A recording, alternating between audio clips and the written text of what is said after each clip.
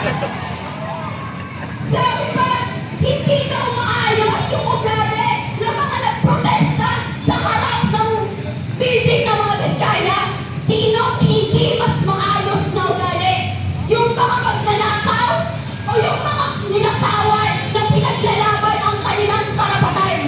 Sabi ng abogado ng mga Biskaya, kung hinahon daw tayo, aba naman, sagad na po ang hinahon ng mamamayan. Sagad na ang hinahon ng mamamayan.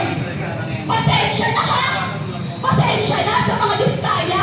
Ninakawan kasi kami. Ang mga testimonya ng iba't ibang sektor at komunidad ang pagkataon na hindi lang palpak ang flood control project, kundi ang palpak ang sistema. Hindi lang sa baka nalulunod ang mamamayan, kundi sa pagiging kahaman ng mga kapitalista at mga nakaupo mismo sa gobyerno. May investigasyon na nangyayari. Pero kung dyan, magkakabalo sila mga kasama, mga kongresista, mga senador na may record din ang pagnanakaw at malamang sila rin nagpapasok sa mga kongresista. Ang kakapal ng mukha, sana yung nipis ng flood control projects, siya namang kakapal ng mukha ng mga nakaupo sa gobyerno. Performative justice ang ginagawa. At mga thoughts, tandaan mo, hindi ka kakalimutan ng mamamayan dahil ikaw ang numero unong performative dito. Ipokrito ka sa lahat ng aspeto. Imbes na sinserong harapin ni Bongbong ang krisis sa klima na magtitiyak ng pangmatagalan at pangmasang solusyon.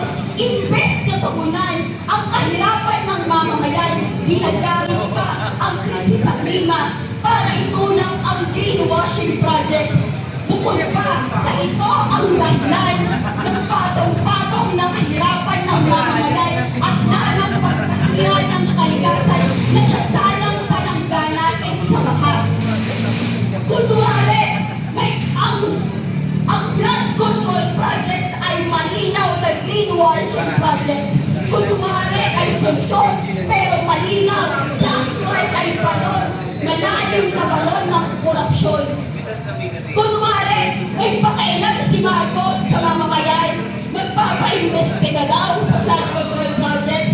Kunwari, galit na galit sa korupsyon. Ang pamilya mo, ang numero unong korap sa bansa, mula pa sa tatay mo. Hindi papayag ang mamamayan na walang managot. Hindi kami sasakay sa pagtuturuan dyan sa Kongreso dahil pare-parehas ng pananaga. At Duterte, kala mo ligtas ka? Napatunayan na mula pa pala ng 2016 ang flood control projects. Hindi papayag ang mamamayan na walang managot. Nananawagan tayo sa mabilis at syempre may integridad na investigasyon. Mapanagot ang lahat ng sangkot sa korupsyon na ito. Suspension sa lahat ng flood control projects.